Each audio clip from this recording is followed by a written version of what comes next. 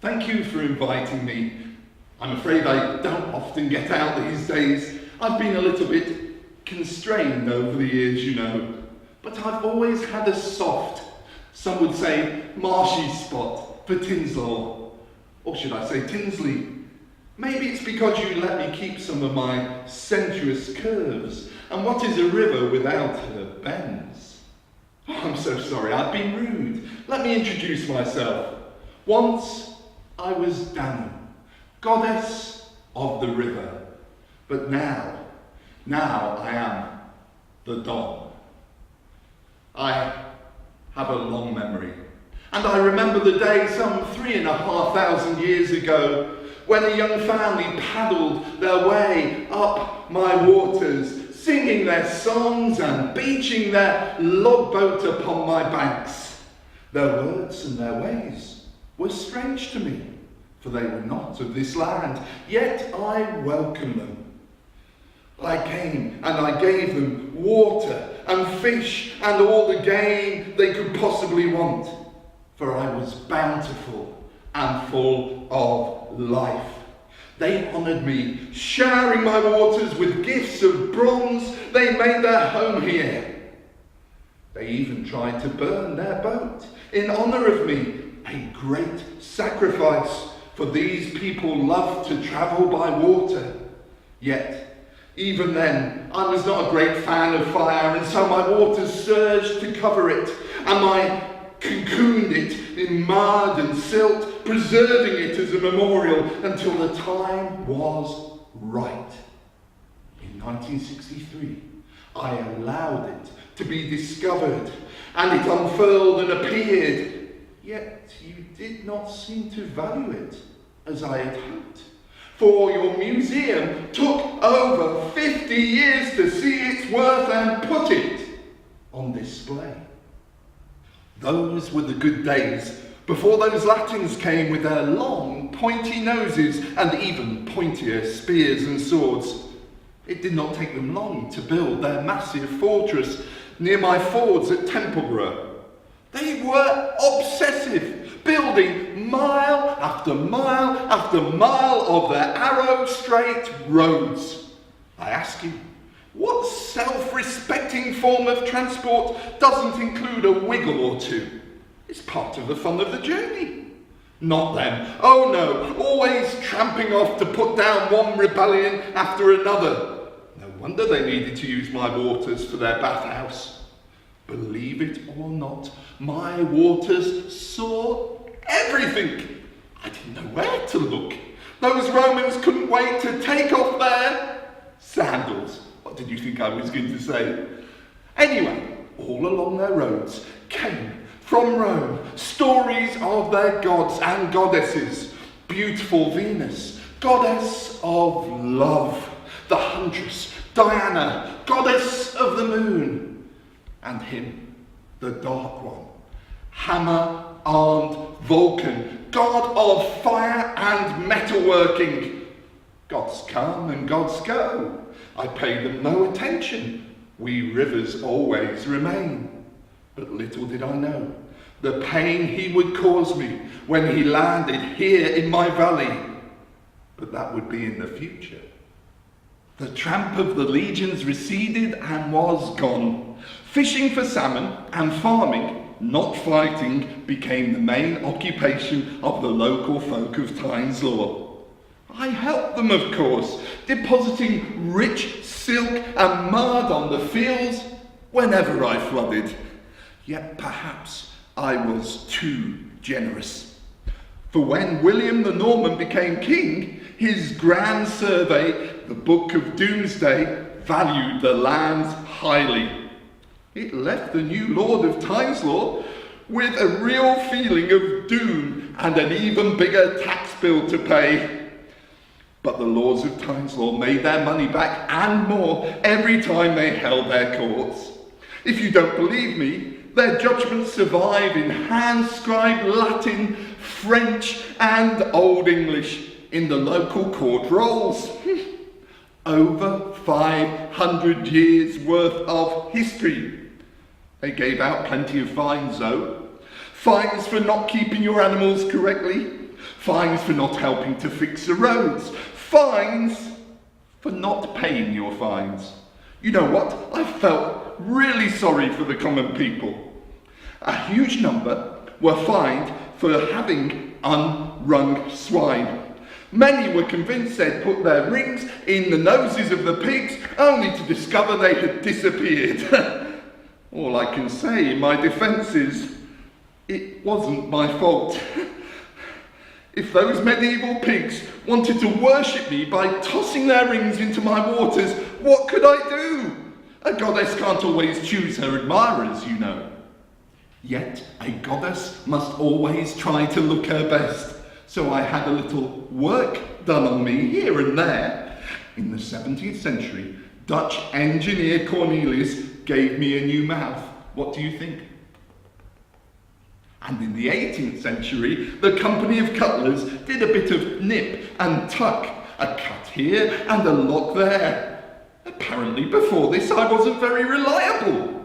Well, really, I ask you, I was far more reliable than lumpy, bumpy, axle-breaking roads.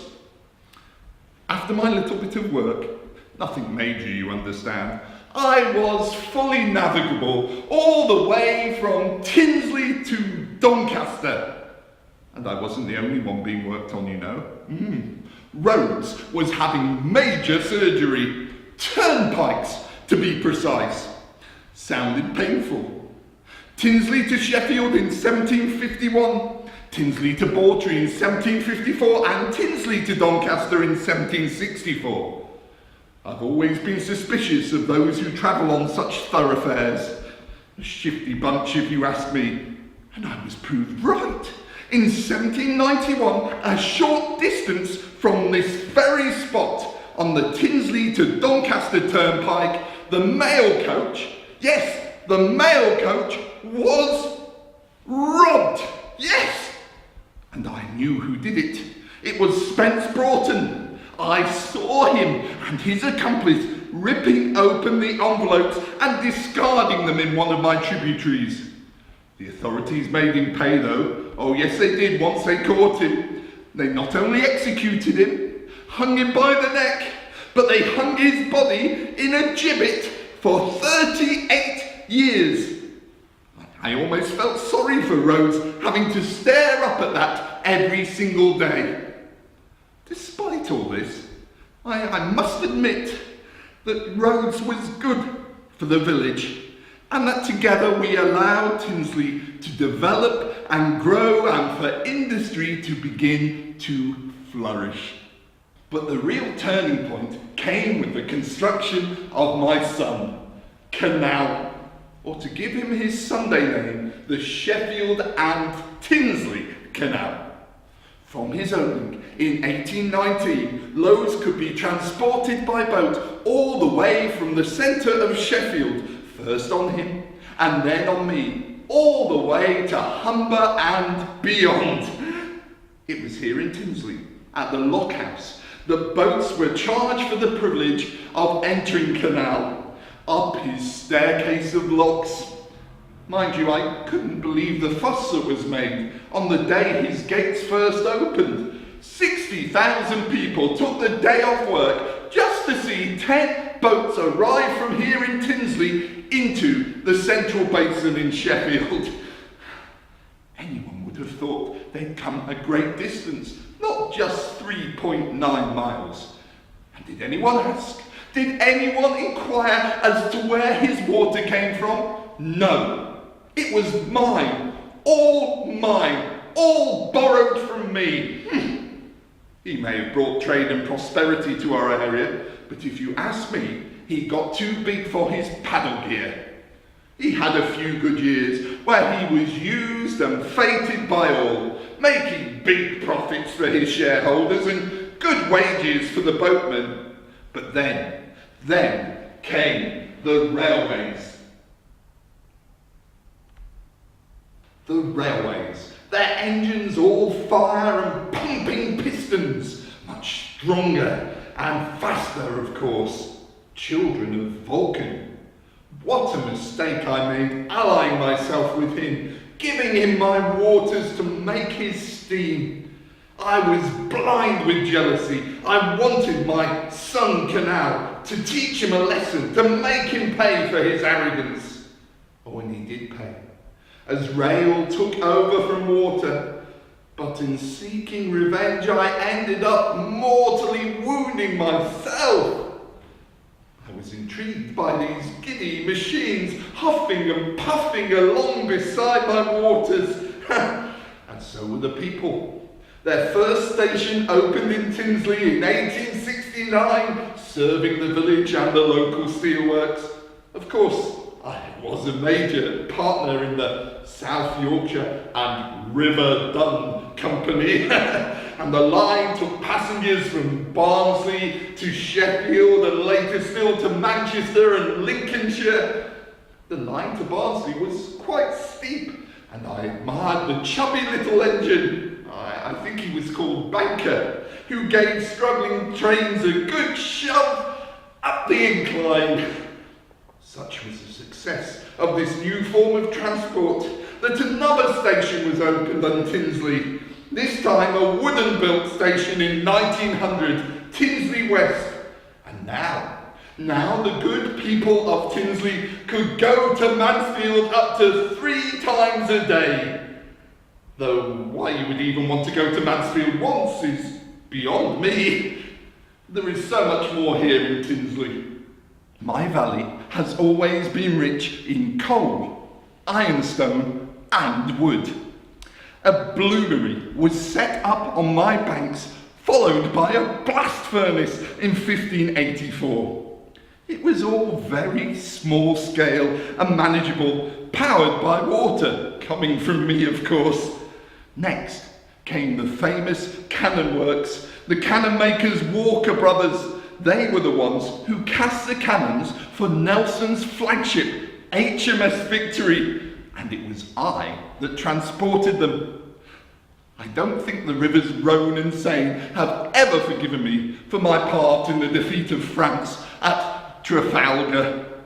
While I'm mentioning some of the wonderful things that came out of Tinsley, 1906 was a golden year. I remember it well, for it marked the beginning of production of the simplex car, a thoroughbred amongst automobiles, a mechanical marvel, a luxury car to rival, and I believe surpass, Rolls-Royce themselves, and far more exclusive, you know.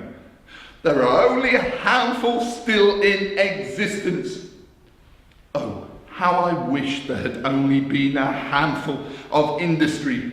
But alas, Vulcan had landed in my valley, building his empire with rampant rolling mills, staggering steelworks, and a cacophony of collieries. By the time the 19th century turned into the 20th, most of the men of Tinsley and some of the women were working in iron and steel, and few had been left to tend the land. More labour was needed, and fertile fields disappeared to make way for terrace after terrace of housing. Big steelworks, Balfours, Firth Vickers and Hatfields consumed my waters, sucking the life from me and injecting only death in return. A leukemia of deadly toxins, heavy metals and cyanide, heating me up until I was a boiling, seething, frothing, foaming Hades! The most polluted, stinking cesspit of a river in the whole of Europe. Those who came to work in the steelworks from Yemen and Bangladesh must have thought they had entered the very gates of hell themselves. My temperature rose to over 23 degrees. Mediterranean figs grew on my banks. I thought I was going through the menopause. And I was. I was changing more than I understood, changing from the beautiful, bountiful goddess Danu to barren, sterile, low life, no life, the Don. I was abused, forgotten, shut away.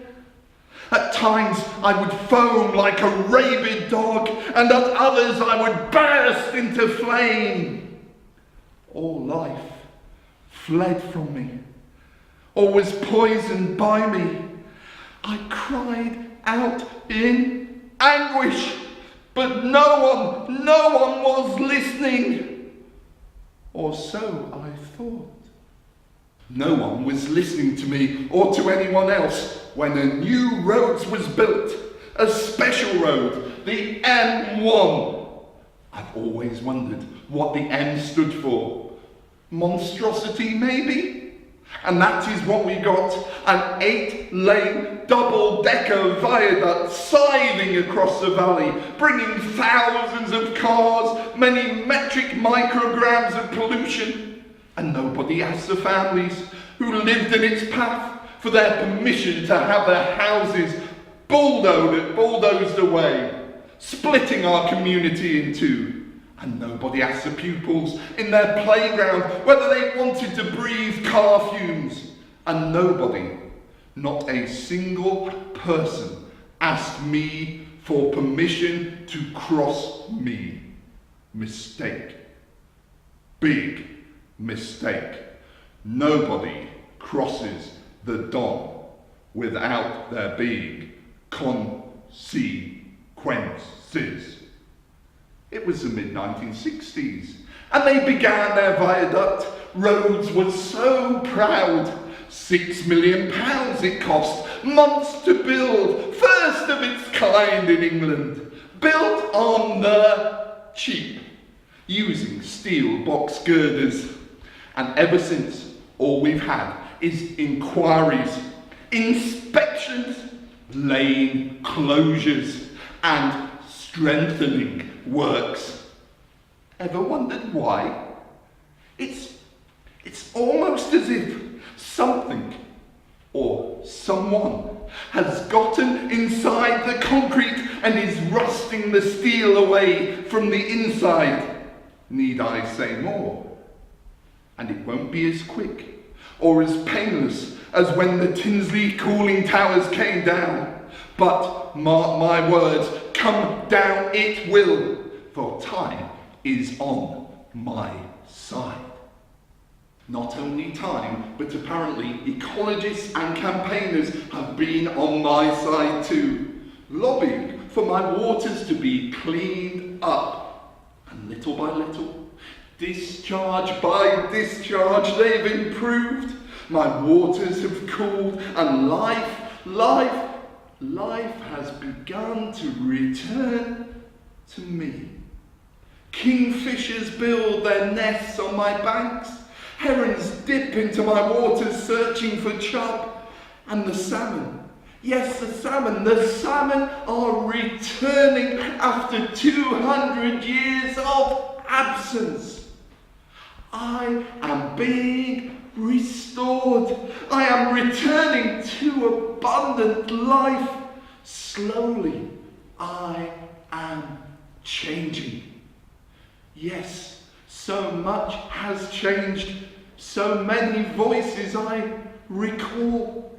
The logboat people singing as they paddled, Latins laughing in their bathhouse, pigs squealing in delighted freedom, the creak of a highwayman's gibbet, the cries of the boatman, the huff and puff of the Tinsley banker, I imagine the boom of Victory's cannon and the purr of a simplex engine, the thump and clank of industry and the incessant buzzing of the motorway.